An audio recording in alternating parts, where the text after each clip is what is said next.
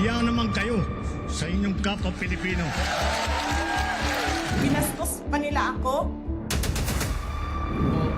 What is the law and what Pakinggan ng proceeds of the illegal drug trade ng Duterte. You're a law enforcement, the highest law enforcement official being head of PNP. Yeah. Now you're hiding this scoundrel, this fugitive. Hello po, magandang umaga po sa ano ba 'yun? Bakit gano'n? Okay. Ayan, magandang umaga po sa inyong lahat and again thank you po sa walang sawang support sa ating YouTube channel and, for you guys, you like this, video, ito po ay recorded. Don't forget to share, like, and subscribe and also use your phone to scan our QR code para po makapunta kayo sa iba't iba nating social media account. Today po pag-usapan po natin isang recent interview po ni Yorme Isko Moreno Dumagoso dito po sa kanyang interpretation about power, politics, and pressure. Pag-usapan po natin ano yung nasa isip niya pagdating sa pamumuno ng gobyerno at bigyan natin ito ng opinyon. At maganda po pag-usapan ito, no, kasi makikita natin yung kanyang pananaw sa tamang pamumuno. And hopefully, ako po bilang because I've already invited one of our guests with regards to political issue kasi malalim din po ang kanyang pagtingin at mga opinion pagdating sa politika. Without further ado po, please welcome Mang Mag Malasakit. Salamat sa pag-invite sa akin dito. Salamat sa support sa aking channel.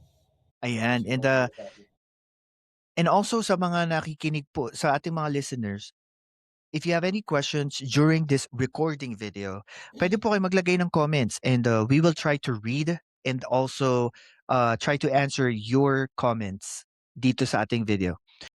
Ngayon, pag-usapan po natin, Mamags, ito po yung isa sa mga naging interview ni Yorme Isko Moreno dito sa Billionaire News Channel. Ito po yung tingin niya pagdating sa leadership and management. And alam ko po, you have a certainty of experience. If I'm not mistaken, kumandidato kayo before the parang local election. Oo. Iyon. So, with regards to that, syempre meron na rin po kayong experience on how to manage people or to talk to people, how complicated yung management of people. Lalo na kung ikaw ay tumatakbo sa isang posisyon na may mga hahawakan kang tao. And I think ito yung pag-uusapan natin. Pagdating sa, siguro sa management na, Mamags, ano ang tingin mo pagdating sa pagmamanage ng tao at ng gobyerno? Kung ikaw man ay sabihin na nating maging politiko. How to manage people. Dapat kasi ibigay mo yung para sa kanila. Kung ano yung dapat para sa mga mamamayan mo. Diba? Hindi kagaya ng ibang mga politician. Lang yung iniintindi. Parang sarili lang. Parang ano ba? Parang walang inisip kundi yung pang sariling ka. Kasi kapag politician ka, namumuno ka, dapat para sa bayan, hindi para sa sarili. And I think ano din po, no, nagiging issue kasi diyan kung minsan yung utang na loob. Minsan pagka nakaupo ka na, nauuna yung ano yung utang na loob mo doon sa tumulong sa'yo para manalo ka versus sa mandato mo bilang opisyal. Dapat may political will ka dapat. Bang wala kang kinikilingan, binoto ka man o hindi, dapat yan ah matutulungan or mabibigyan ng serbisyo ng gobyerno. Hindi porket hindi ka binoto or hindi ka kinampanya ng mga nakaraang eleksyon, pababayaan mo na sila. Dapat ganun. Pero sa ngayon kasi ganyan yung nangyayari. Parang diyan pumapasok yung Correct. And at ang masakit diyan, ang nagiging tampulan ng epekto nito is yung mga maralitang Pilipino na wala namang alam sa Yes. sistema ng politika, 'di ba? Parang oo na lang sila sa may pera, ayuda. Yes. Okay, sige magaling si mayor, pero hindi nila alam, pera mo 'yan, hindi 'yan pera ng mga mayor. Yan yung nakakalungkot, Bill. Parang kasi nga naive si mga laylayan, di ba? Hindi nila alam na kapag binigyan sila ng pera, mas masama yung epekto. Hindi nila alam yun. Kasi sila ang alam nila, Mm. pag bumoto sila, may pera sila. Yun ang alam nila. Pag wala silang pera, kukuha, hindi sila bumoto. Ganon kagrabe yung mga politician. Kaya din Ma'am Mags, minsan din para naiisip ko 'no, ang dami nating problema, issue sa mga politiko, pero kung iisipin mo, hindi yan mapupunta sa poder, sa posisyon kung hindi mo binoto, Yes. 'di ba? Yun yung masakit, eh. And then when you're trying to blame yung mga botante, lagi nilang sinasabi na parang, opinyon namin yun, okey naman siya nung nangangako siya, kaya namin binoto. Ang tanong ko Pero, naman dun, ibig sabihin dun na lang yun na lang ang standard natin. 'Pag magaling magbudots at mangako, 'di ba? tama. Boboto na. At yung iba naman, pare-parehas lang naman. Dito ka na sa may Totoo. pera. Yun ang masakit. Isa pang masakit na katotohanan. Pare-parehas lang naman yan, dito ka na sa magbibigay ng pera. Hmm, Nila, hindi talaga nila naiintindihan kung gaano kahalaga yung isang boto. Hindi nila talaga naiintindihan.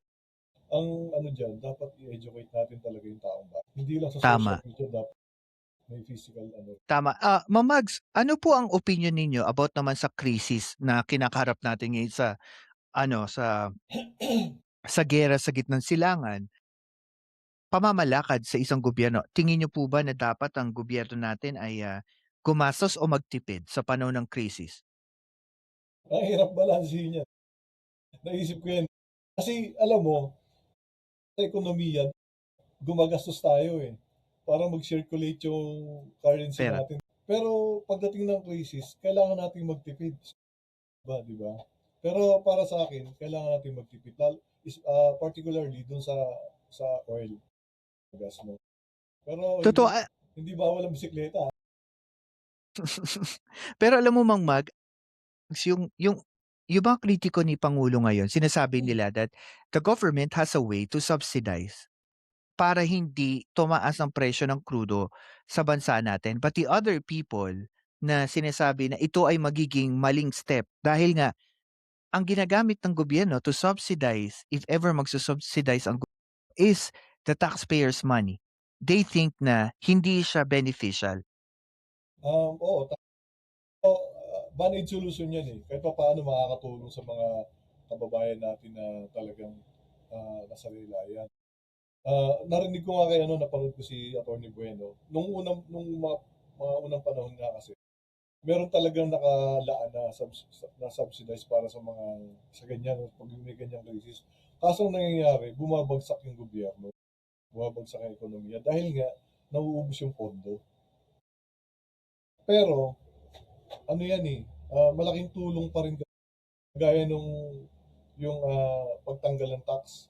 Alam naman natin na makakapekto yan. Pero sa ngayon, kailangan kasi. Kaya bilib ako sa Pangulo kasi ang bilis niyang mag-isip. Kagaya niyan, tinanggal niya yung tax sa gasolina, sa oil. Kinakausap niya yung mga kumpanya para ma-freeze yung presyo. Di ba? Kailangan natin hindi naman tayo yung apektado lang, halos buong mundo na umaasa sa langis, di ba? So, Totoo, at saka isa pa po 'no, ang nakikita ko rin, bakit ba pinupukol sa pangulo natin yung problema ng pagtaas ng presyo ng krudo, wala naman siya kinalaman dun, 'di naman siya ang bumabanat sa Iran. Hindi ko ewan, maintindihan talaga yung essence nung mga issue diyan sa pangulo natin. ewan ko ba kasi itong mga DDS, wala nang ginawa kundi silipan ng butas yung Pangulo. Ni Yusek Ler, magtulungan tayo. Meron talaga yung isang DDS na abogado pa. Ayaw niya ng tulungan. Bakit daw i-burden dun sa tao? Bakit yung problema ng gobyerno? Why not? Hindi ba masama bang magtulungan? If I'm not mistaken sa Austria, bagsak talaga yung nila, yung gobyerno nila. Bagsak na bagsak. Ang ginawa ng mga mamamayan, nag-donate sila sa gobyerno. Even yung mga alahas nila, dinonate nila sa gobyerno. O ngayon, ano ba ang Austria? Napakaunlad. Dahil nagkakaisa yung mamamayan. Ganun dapat. Kumbaga I think hindi ka puwedeng mag-expect ng sobra-sobra sa isang gobyerno kung alam naman natin even the system is not even perfect. Yes, oo. Hindi talaga. Lalo ngayon. Lalo ngayon na Mhm. may krisis. Buti nga nagtatrabaho ang Pangulo Buti nga umiisip ng paraan para hindi masyadong maapektuhan yung mga mahihirap, di ba? Kaya saludo ko sa Tingin ginagawa tingin niyo niya. po ba, Mamags, tingin niyo po ba ang maaring hindi paggastos ng gobyerno in the future kung Iran war kasi may limit lang naman ang kapangyarihan ng, power of the purse may limit 'yan, eh, hindi naman unlimited ang pera. Oo naman. What if in the future, sabihin na natin after few months, hindi na kakayanin ng gobyerno to subsidize yung presyo ng krudo sa pandaigdigang presyo. Tingin niyo po ba na maaring napipinto ang pagbagal ng progreso ng bansa natin sa ating ekonomiya? Pero pero sa atin parang may pag-asa dahil dun sa Malampaya 2. Hmm. Yan yung isa sa legacy ng Pangulo natin ngayon na hindi nagawa ni Duterte noon dahil nga parang over siya sa China. Pero ngayon, ah, na-discover itong ano sa Malampaya 2. So nakakatuwa na I think ito yung makaka-survive. Tsaka malaking win din 'yan kay, Pangulong Marcos kasi kung Yes. legacy building ang ginagawa na lang niya, ngayon until the 2028 election, ano 'to, 'di ba? Generational. Hindi siya yung isang ano lang, admin. Tama. Mas matindi pa 'to sa build, build, build, build, build. Well, ang masasabi ko diyan, 'yan ang pag-uusapan natin sa next topic natin kasi malaki-laki pong issue 'yan. Hay naku, mga build, build, build. Tingin niyo po ba that the Filipino people deserve to have a strong leader at this moment in time? Kailangan ng leader. Pero we had our former president that also was said to be the strong leader. So do you mean to say po parang it's just the same as the former President Duterte? In what way? Pumatay ng tao? Tapos magmura? Yun ba yung strong? No, hindi yun strong. Kasi kapag strong ka, tahimik ka lang dapat. Mhm. Tapos, makikita na lang yung trabaho mo. Yun yung pagiging strong. Kung strong siya, bakit niya hinayaan yung China na maghari doon sa West Philippine Sea? Samantalang ang Pangulo natin ngayon, nakikipaglaban para sa West Philippine Sea. Yun ang strong. Pero hindi siya maingay. Hindi nagmumura. Hindi siya pabor sa AJK. Diba? Pero strong. Kasi ang daming nahuhuling drugs ngayon, especially sa Davao. Yun ba yung strong? Meron kang drug war na ang dami mong pinatay na tao, bayan yung mga drugs. Walang nahuling laboratory, pero ngayon meron nang nahuhuli. So, sino talaga yung totoong strong ngayon? Kumbaga ang dami natin nakikita na hindi nababalita before. Tas nung nabalita ngayon, even you are questioning your support dun sa dating pangulo na parang ito ba Yes, talaga yung leader? Ito ba yung strong lang ang malakas na leader?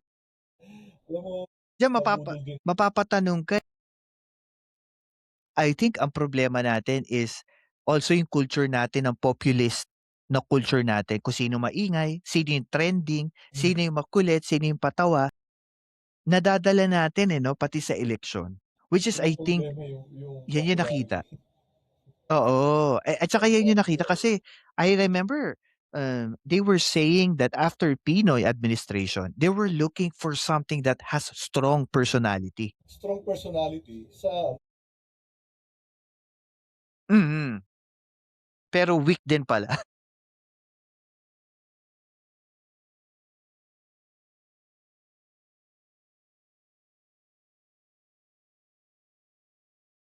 Mm. Boss may ano, merong, I remember this and even Yorme was saying, isa sa mga modelo ng pamumuno na tinitingala niya is yung kilala niyo po si Lee Kuan Yew ng Singapore. hmm, So, parang ano siya, mala Duterte, yung pinush niya na law and order principle. Um, ang punto niya dun is yun yung parang gusto niya daw na sunding modelo, na after nun ang nakita natin sa Singapore, talagang naging maunlad ang bansang Singapore. tingin niyo po ba that implementing law and order would still be the same as how former President Duterte did on his administration? Or merong ibang way but the same principle? Mhm. Di ba? Ngayon, paano mo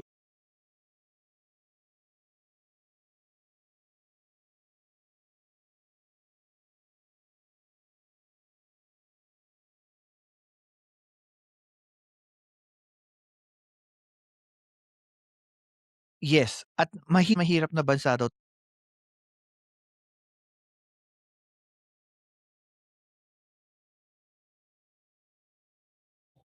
galing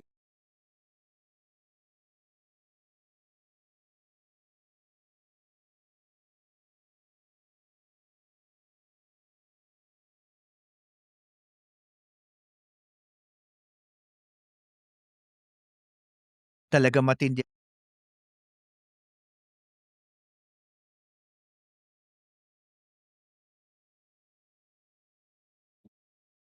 Mhm. At sila din ang kalimitang promotor ng hindi pagsunod. lawbreaker nga. Mang Mags, ano po ang opinyon niyo dito sa may Ano pa? results over perfection? Results. Result tayo. Kasi wala namang perfect eh. So, Mhm. pag perfection kasi medyo sasablay ka dyan eh. Hindi ka kaya pagka result. Ibig sabihin, tumatrabaho ka talaga. Alam mo ba, Mags, naalala ko kasi yung ano, kasi I started with Isko eh. Nung nag-ano ako nung eleksyon, nung presidential, nilakad ko talaga si Yorme para for the presidency. I remember before, umalis siya. Gusto talaga siya ng tao. For some reason talagang hinahanap-hanap siya yung mga programa. Pero ako po kasi hindi naman ako taga Maynila, Quezon City ako. So nung time na yun, parang nangihiwagaan ako sa ano bang meron kay Yorme. Tapos 'di ba, nito na lang nung natalo siya, tapos bumalik siya ulit sa Maynila. Ang bilis niyang nakabalik at ang laki pa ng agwat niya mula Landslide. doon sa incumbent. Which is sabi ko, eto ba yung tinatawag na parang resulta na nakuha ng mga tao taga Maynila sa kanya? Kasi naniniwala ako na sabi nga ni Yorme 'no, yung tao mismo naramdaman nila na talagang may ginawa ang gobyerno. Kahit na tumakbo ka o hindi ka tumakbo or bumalik ka lang, alam mo yun, iboboto ka talaga nila, eh. Hmm. Although,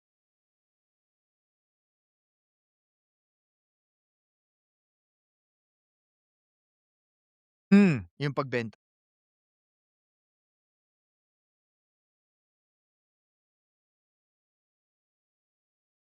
Hmm,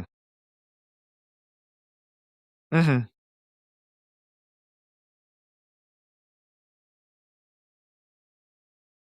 siguro ito yung naging dahilan para maging landslide si Yorme. Kasi na-miss nila yung Yes. pagiging malinis ng Manila nung time ni Yorme. Sila kuna noon. Akala ng mga taga Manila, ipagpapatuloy nila kuna yung legacy ni Isko. Pero hindi. Dumumi. Kaya, kanong bumalik si Yorme, ano, talaga namang napaka-overwhelming landslide. Pero Ma'am Mags, alam mo naiinis din ako sa word na ano, eh, 'no, ipagpapatuloy. Parang ramdam ko 'pag eleksyon gasgas na siya. Ginagamit lang yung essence ng may tiwala yung Yes. tao doon sa nakaupong government official. Pero technically 'pag upo nila hindi naman literal nila or usually hindi naman nila nakakainis lang kasi puro sila oo. At ang masakit dito especially, alam mo yun na Lacuna 'no, maraming mga public ano, services na diniscontinue. Mhm. Like yung pagbibigay ng mga cake, yung mga ayuda, which is talagang binibigay naman kahit na merong COVID-19 before. Kaya nakakalungkot kasi talaga naapektuhan yung public service, eh. Hindi naman politiko, eh, kasi they don't care. Doktor pa. Oo. Kaya alam mo Ma'am Mags, nawala, eh. Wala sa ano, eh, wala sa diploma, sa kung saan ka man nanggaling na lupalop ng Pilipinas. 'Pag hindi ka talaga para sa posisyon na yun, kahit anong pilit mo hindi ka talaga magiging effective, eh. May project yung dating mayor. natapos na yung term niya. Pero kitang-kita mo na since yung may maganda yung proyekto. Makikita mo na talagang isa ito sa makakapagpaunlad ng Mariveles. Pero nung napalitan na yung mayor, yung napalitan ng kalaban niya, hindi pinagpatuloy. Mm.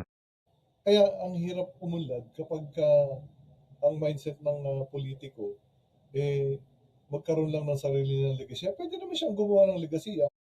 Kapag maganda yung proyekto ng pinalitan mo, dapat pagpatuloy. Pwede ka rin naman gumawa ng sarili mong legasya. Mag-isip ka nang alam mo makakatulong sa taong bayan. Sa sarili. At saka hindi lang po yun, dun mo makikita yung political will ng kandidato. Yes. Kasi pag umupo sila, siyempre ibang paraan, ibang strategy, pero ang nagiging issue kasi diyan sa mga tao kung may resulta. Kasi doon mo lang naman masasabi na effective, eh, kung talagang nakikita ng especially mga public services na ginagawa talaga ng mga gobyerno. Ano sa tingin ninyo po the best way to manage being a politician versus public service Being politician. versus a public servant? Pag politician, dapat kagaya ni Yorme, di ba? Yung public service mo maganda. Yun ang pinakamagandang strategy. Yun nga, sabi ko nga kanina, ibigay mo yung para sa tao. Yun ang public servant. Hindi yung parang ikaw pa yung boss. Kasi ang boss natin yung mga tao. Hindi ikaw yung boss dito eh. So yun yung kaya nga public servant, katulong ka. Katulong ka ng taong bayan. Sila umaasa na mapapaunlad mo yung buhay nila at yung pinamumunuan mong bayan. So kung being politician, ito yung gawin mo. Kung gusto mo mag-stay doon sa posisyon mo. Hindi mo gagawin yung tungkulin mo as a servant. Tapos, bibili ka na lang ng boto the next election. Kasi ganun yung nangyayari. Yung politician, pera-pera lang. Yan yung mindset nila. Pera-pera lang. Mananalo pa rin tayo kasi marami tayong pera. Which is parang hindi siya nagiging magandang perspektibo. Yes. Kasi nangyayari, nagiging generational yung parang sinabi ni nanay, ni lolo, tapos napunta kay tatay, tapos napunta sa anak. Kasi yun yung Diba? nakita eh. Yun yung Mm, nakita sa... So yun ang gagawin totoo. ng anak mo, mas malala pa. Pagka yung anak mo nag-take over eh. Mas At saka malala pa. at saka also, unfair din yon sa mga ibang tao o sa ibang botante na iba naman ang perspektibo sa politiko. Paano kung ang perspektibo nila is idealistic, patriotic, 'di ba? Na talagang makatao, ang gusto mag-benefit ang tao. Eh ikaw hindi ganoon ang so it's unfair. Na gano'n na lang porket, ay kamag-anak natin o kaya nagpa-picture, nagbudot siyan, gustong-gusto natatawa nga ako, may narinig pa ako Ma'am Mags nung eleksyon, kaya daw niya binoto yung kandidato na yun kasi daw in-add daw siya sa Facebook. In-add siya as friend. Sabi ko, napakatalino mo, napaka-talented mong botante. Ganun nga eh. Ganun yung nangyayari nga. Di ba sabi sa'yo, popularity. Mm. Hindi na talaga nag-iisip yung tao. Basta kilala ka, iboboto ka. Yun yung masakit sa mundo ng politika. Aplikante ang isang kandidato. So dapat tingnan mo yung application niya kung okay ba. Hindi na nangyayari yun eh. Hindi na nag-iisip yung tao. Kasi alam mo kung bakit? Dahil nga sa vote buying. Totoo. At Nawawala saka, na boss, yung tao na mag-isip. dapat ganito ako suggestion ko lang, kung ito yung mangyayari, alam ko hindi mangyayari 'to. Ang totoong labanan ng kandidato wala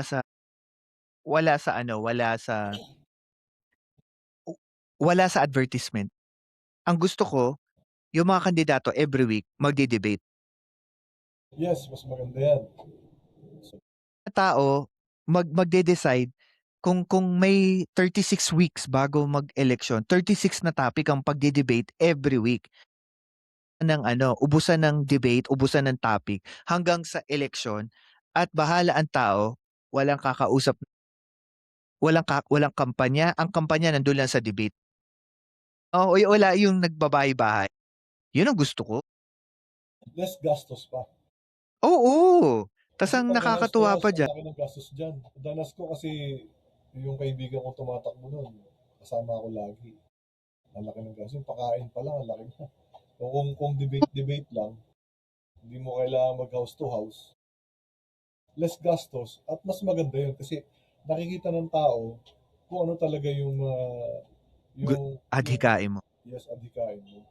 Ako, yun ang gusto ko kasi para pantay. Para kahit na wala kang pera, wala kang makinarya, ikilala ka sa ganung paraan. At saka pantay ang laban, walang pera-pera, wala impluwensya. Banatan lang kayo sa ano, no, entablado. 2 hours, 3 hours. Pag hindi ba naman nagsawa ang mga botante, no, every week eh. Totoo yan. Well, yan ang hina ng konstitusyon na. I think hindi yan na, hindi yan naisip ng mga constitutional maker nung panahon ng ginagawa nilang constitution about sa election. Na hindi nila kalain na mai-infiltrate tayo ng mga walang alam at puro dynastiya lang. Yan ang napansin ko. Ito about naman po sa pananalapi, no?